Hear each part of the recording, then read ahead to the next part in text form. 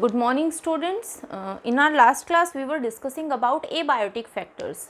We talked about temperature, light, water also, that what is the effect of these or how organisms are adapted to these abiotic factors. The last abiotic factor which is left is soil. So today we are going to complete soil and then we will move on to the biotic factors. Soil, what actually soil is? It is the topmost layer of earth's surface that is supporting plant growth.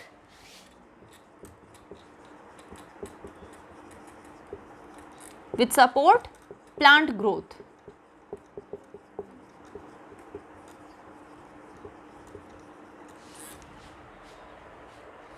Soil, the study of soil, that is known as pedology, and it is made up of mineral matter, almost 45% of mineral matter is present, organic matter,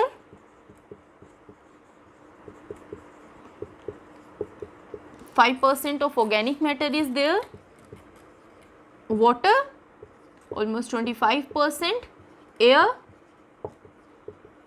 and living organisms.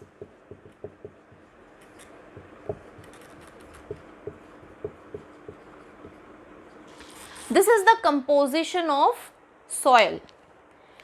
If we talk about the mineral matter that is present in soil, that mineral matter is coming because soil is being formed by the weathering of rocks. So whenever these rocks are going to break down, the minerals that are present in these rocks, they are going to come in the soil. So these mineral matter are coming from the weathering of rocks. And there are different reasons for the weathering of rock.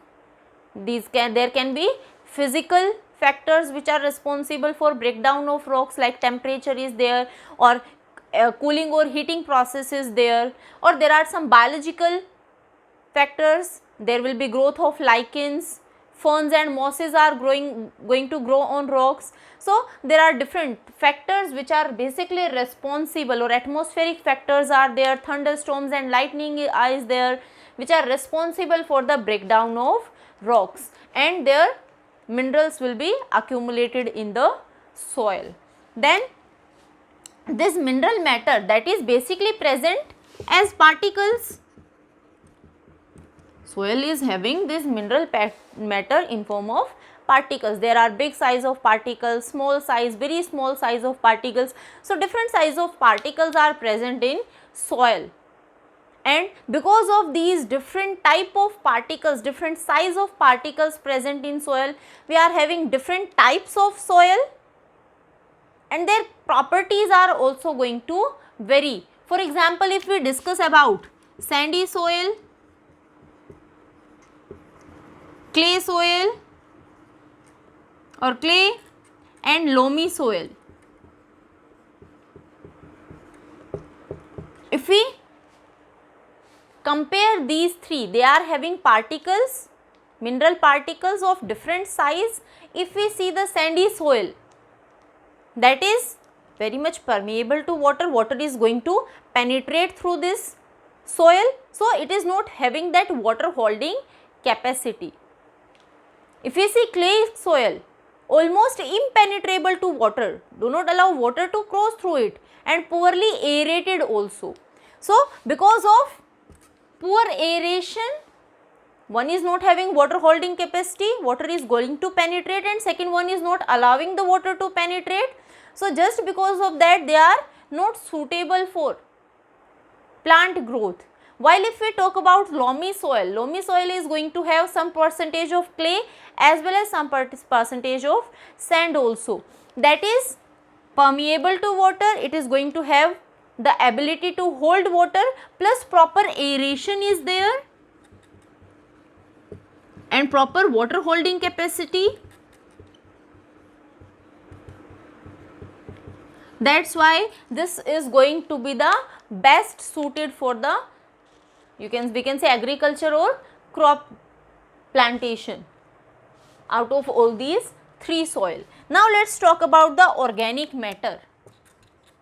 organic matter is coming from plant waste or animal bodies that are present on the earth's surface, whenever these are going to be decomposed by microorganisms, say bacteria is there, fungi is there, they decompose the plant waste, animal bodies present on the earth's surface, and all the organic matter that are present in these plant parts or the animals, that is going to be added up in the soil, and that is making the organic matter of the soil. That organic matter, that is known as humus. And the content of the organic matter also responsible for fertility of the soil. We can simply say that more the organic matter is, more fertile the soil is. This is how the organic matter is added. When we talk about water, whenever we are talking about soil, the particles of the soil, they are having some space between them, and this space is responsible for the movement of water, and this is how the groundwater is recharged because the water is going to penetrate through the soil particles. Many of the time, in many of the places, soil particles are almost present close to each other, and there is very minute space that is allowing the water to penetrate, that is a capillary is formed. Capillary is actually a tube that is having very small diameter. So just like that, they are also providing very small area for the movement of water, and this is how the water that is going to seep down through this space, that is known as capillary water. And we know that this capillary water is available water. That simply means this is the water that is being used by the plants. Some water molecules, they are also held up by they forms a very thin layer around the soil particles, that is hygroscopic water. That is not used by plants. Some of the water molecules, they are also chemically binded with the soil, that is combined water. And rest of the water moves down along with the gravity and make the groundwater, which is not going to be used by plants, that is gravitational water.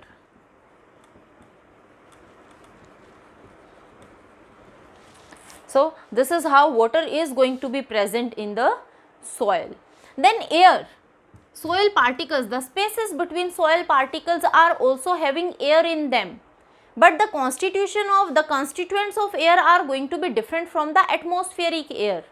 If we compare the atmospheric air with the air that is present between soil particles, then oxygen concentration is more in atmosphere as compared to carbon dioxide. But the reverse is happening in case of soil. The air that is present in soil, that is having more CO2 as compared to O2.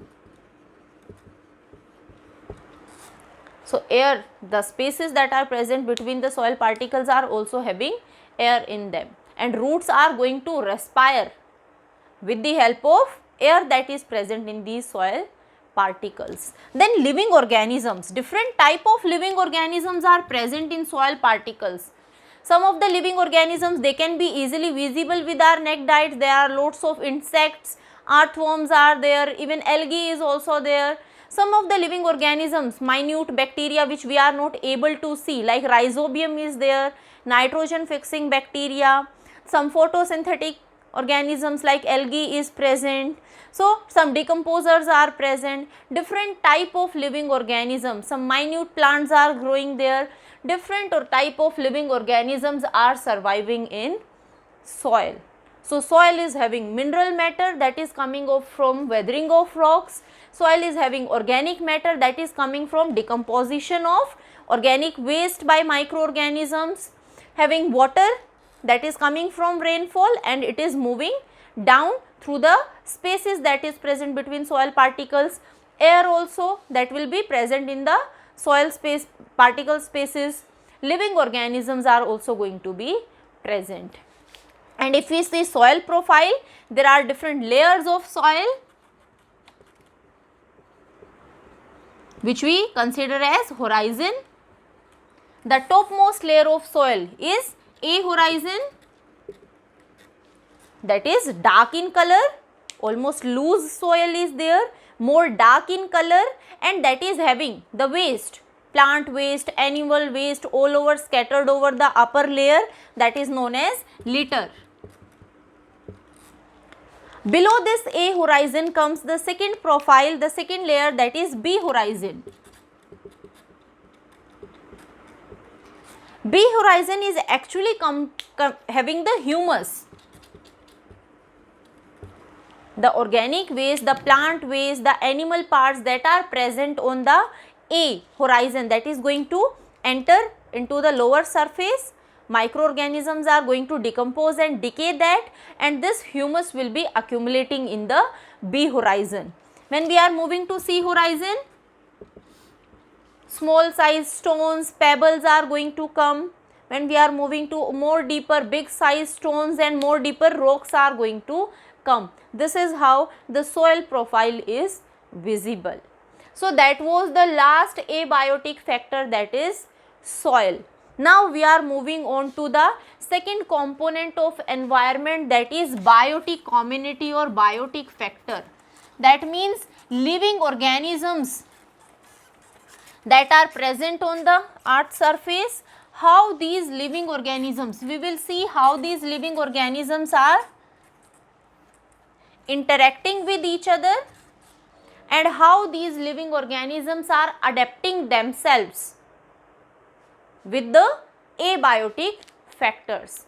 First we will consider plants, how plants show adaptations to different abiotic factors, and then we will move on to the animals. So biotic factors.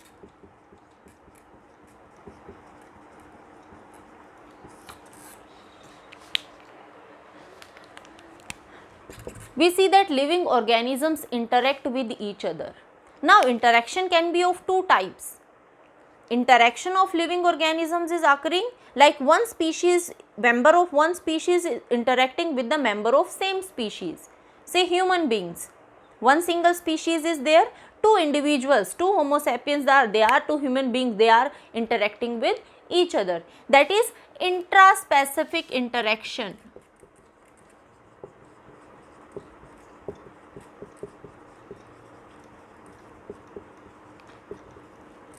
Simply means interaction between two organisms of same species.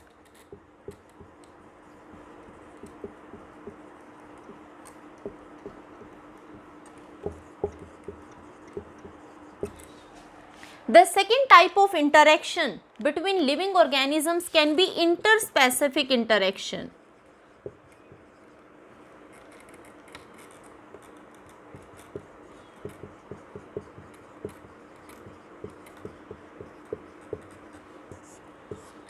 Interspecific interaction means two organisms are interacting with each other but they are belonging to different species.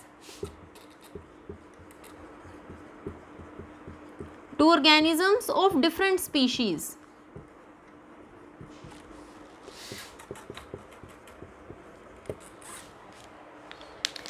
When we are talking about this interspecific interaction, then the result of this interspecific interaction can be, maybe it will be a positive interaction. That simply means when two organisms are interacting with each other, they are beneficial for each other.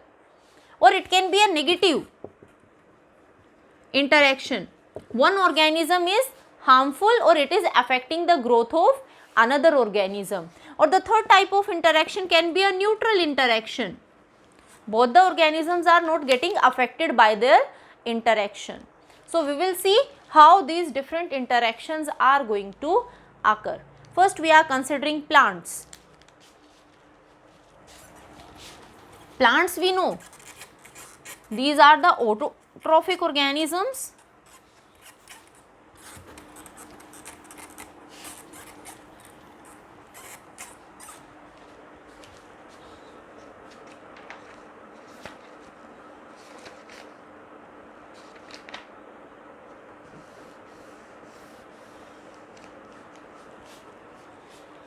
So if we see the interaction between plants,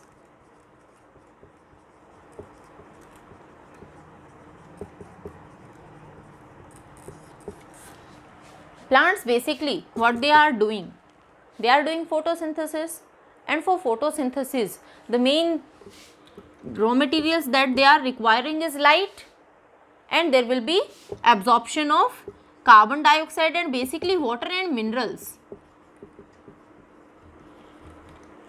to perform photosynthesis. That simply means that these all are the raw materials for which plants are going to compete with each other, so that they can get all the raw materials in sufficient quantity to undergo photosynthesis. That is simply meaning some plants are going to grow in more sunlight, they are adapted to bright light known as heliophytes, or some plants they prefer to grow in shaded regions, skyophytes,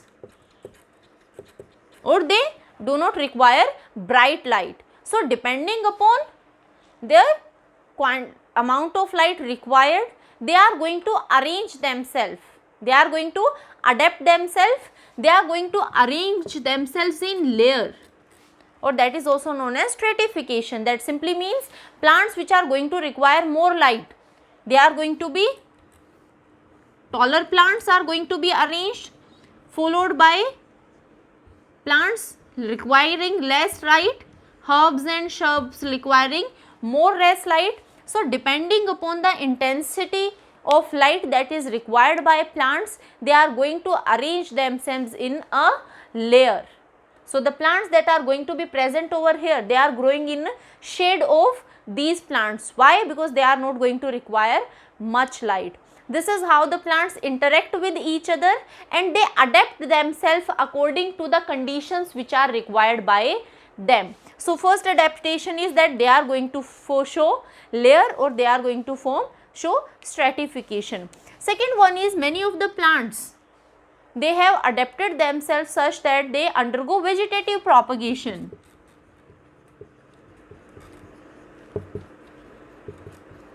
For purpose of reproduction, for increasing their number on earth's surface, they are using vegetative propagation. Some plants, for better growth and development, they are also showing mycorrhizal association with fungi.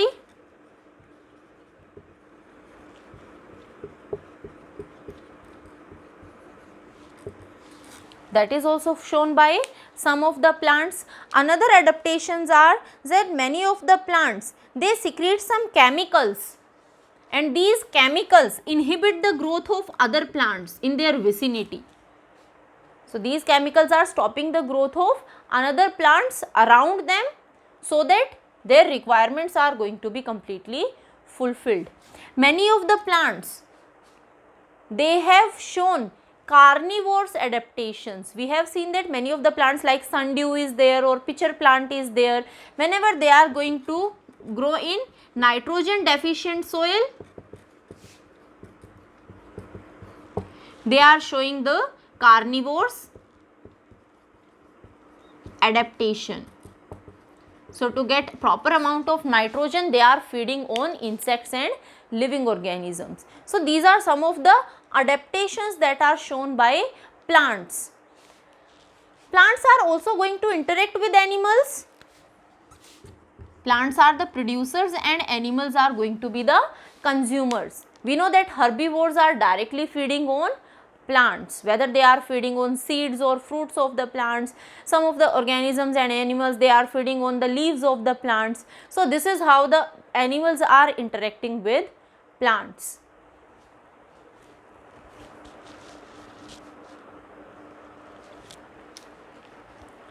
Firstly, we discuss about two short topics, range of tolerance and ecological adaptation, and finally we will move on to the strategic adaptations of plants. So one topic is range of tolerance.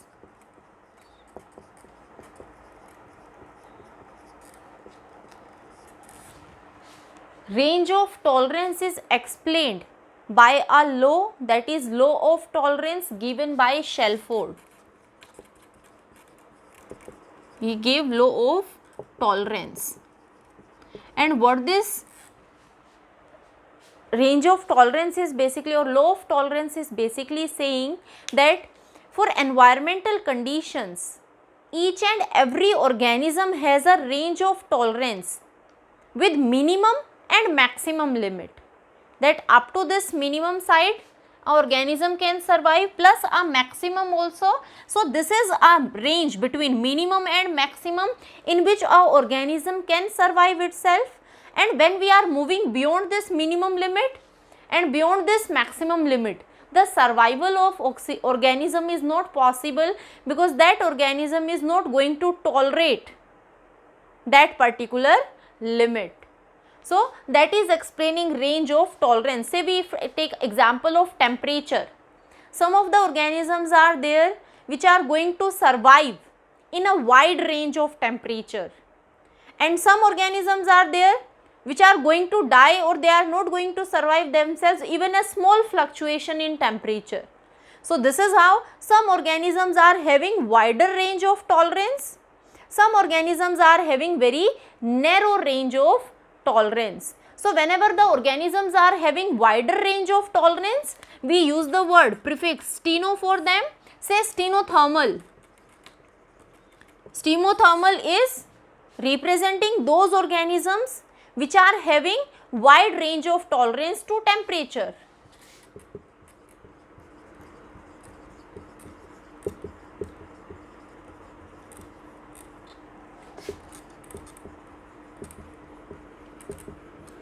Or second one is, we can say stenohaline. That simply means, sorry, this steno is narrow range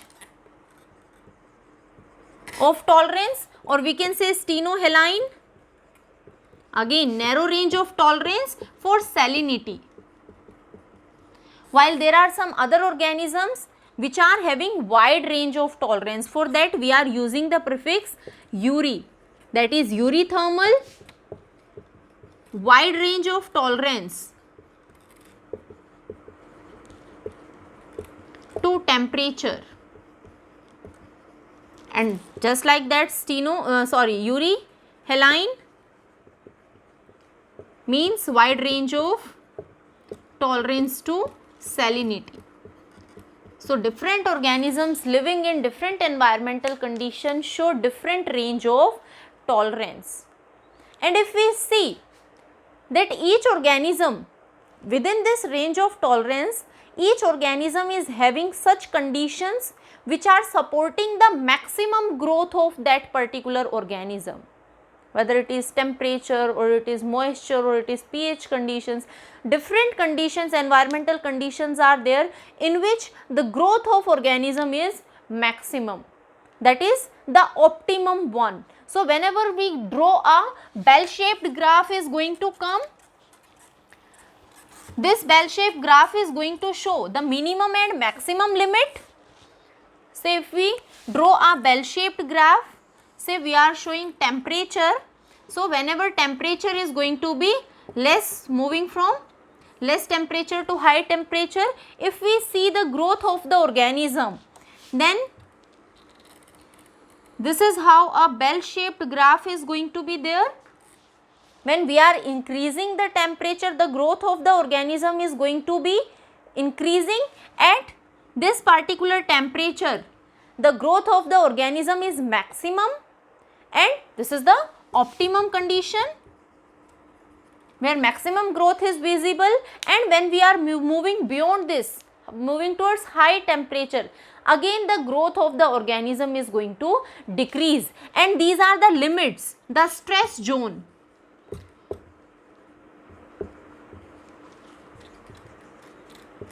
That is the minimum and the maximum limit beyond which the survival of organism is going to be almost impossible. The organism is not going to tolerate these extremities. So this is the range of tolerance, the range of variation that an organism can tolerate, and for different organisms the range of tolerance is going to vary.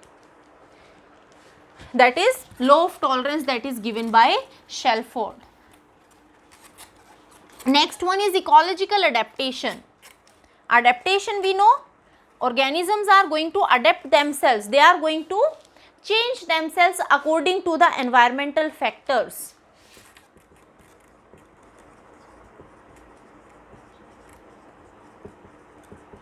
Because we know only those organisms are going to survive which are going to show adaptations.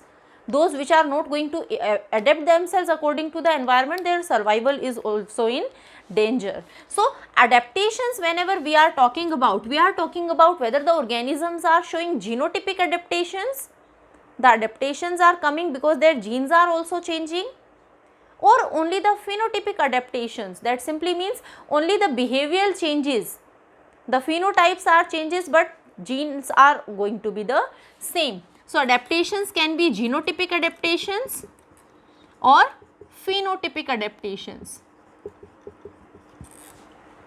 Here in genotypic adaptations, the changes are accumulated in the genes. This is phenotypic adaptation, that is also known as acclimatization, or simply means behavioral changes.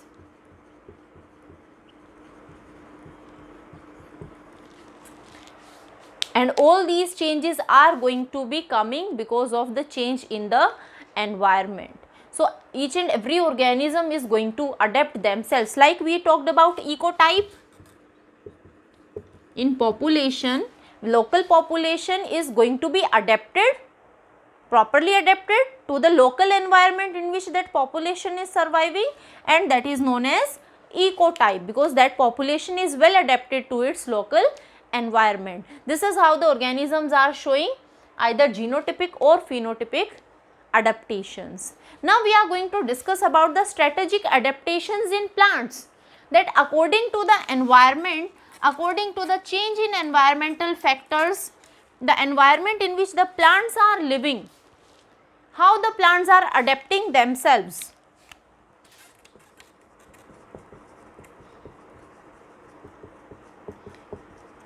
Adaptations in plants with respect to different factors like light is there.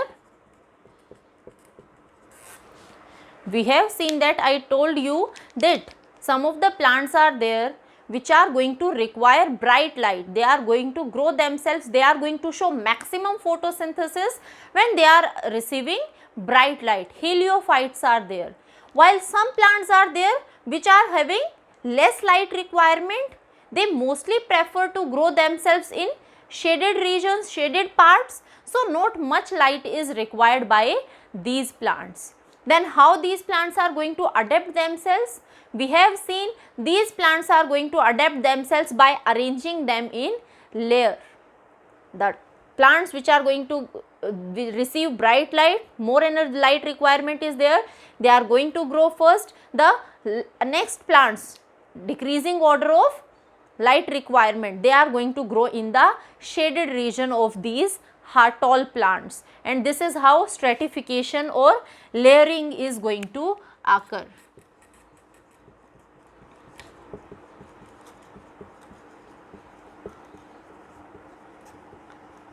In respect to light, the second one is drought conditions, drought or dry conditions.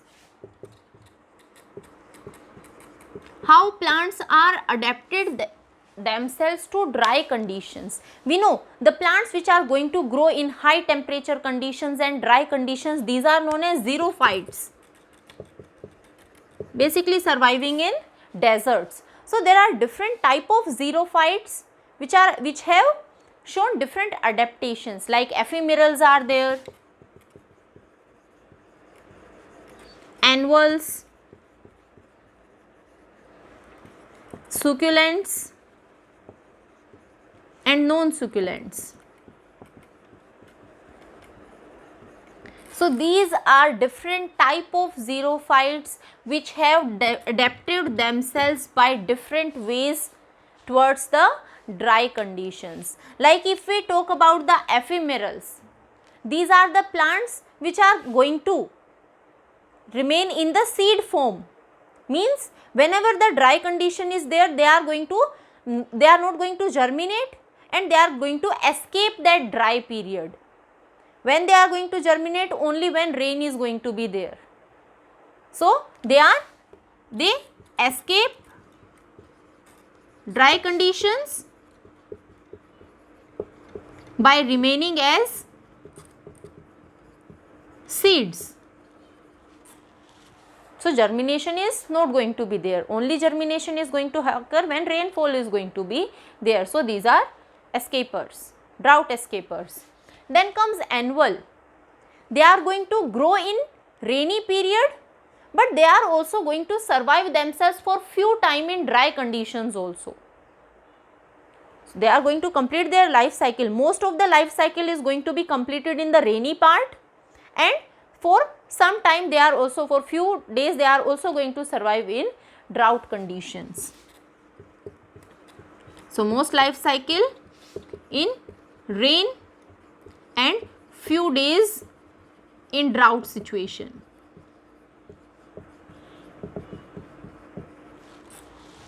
Next come the succulents. Now these have shown some of the modifications to survive themselves in dry conditions, like they are having sunken stomata, they are going to open their stomata during night time so that transpiration can be prevented.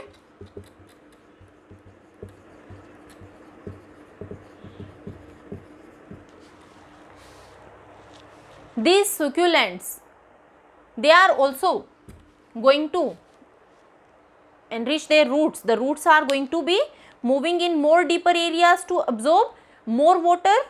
So these are the plants which have shown some type of adaptations, like thorns are there, leaves are not very much broad, there is cuticle that is present on the epidermis, again to prevent transpiration.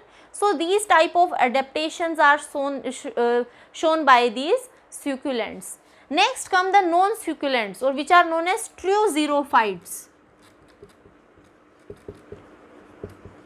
They have adapted themselves to survive in dry conditions. Their stems are green, which are involved in photosynthesis. They are having certain structures which are responsible for the storage of water. Sunken stomata are there. Waxy layer is present on the leaves to prevent transpiration. Again open their stomata during night time to prevent transpiration.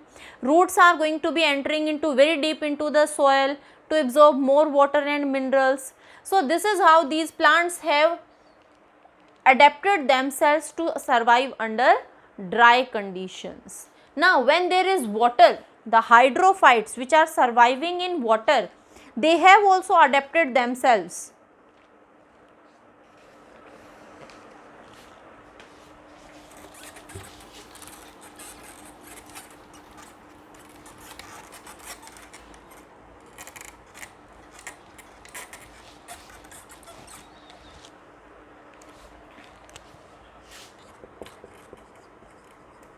It's water and hydrophytes are the aquatic plants which are surviving in water.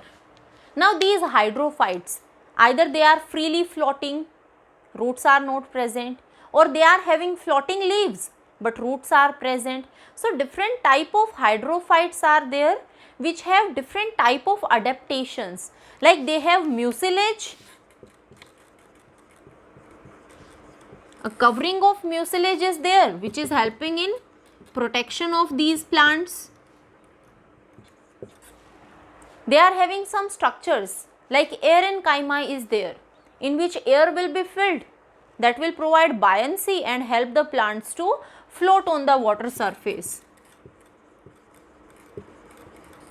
That is also an adaptation for these plants. They might have root, or roots are not going to be present. If roots are present, these roots are going to provide them anchorage. Broad leaves are there, and these broad leaves are again helping them for proper photosynthesis. Some are submerged under water and still photosynthesis is being performed, and these leaves are also helping in their floating also. So this is how the hydrophytes are going to be adapted. Many of the plants have adapted themselves to saline conditions. Salinity, they are growing in soil which is having high salt conditions. And from this soil, they are not only surviving in high salt condition, from this soil they are having water, they are absorbing water also. So they have adapted themselves, they have certain organs which are going to remove excess of salt from them, and these can survive on areas where high salt condition is there. And the plants which are going to survive in high salt conditions, they are known as halophytes. So they have modified themselves, they have involved certain organs which are responsible for the removal of excess of salts from them. And next comes the oligotrophic soil. Salinity is there one factor. Oligotrophic soil means the soil that is not having all the minerals.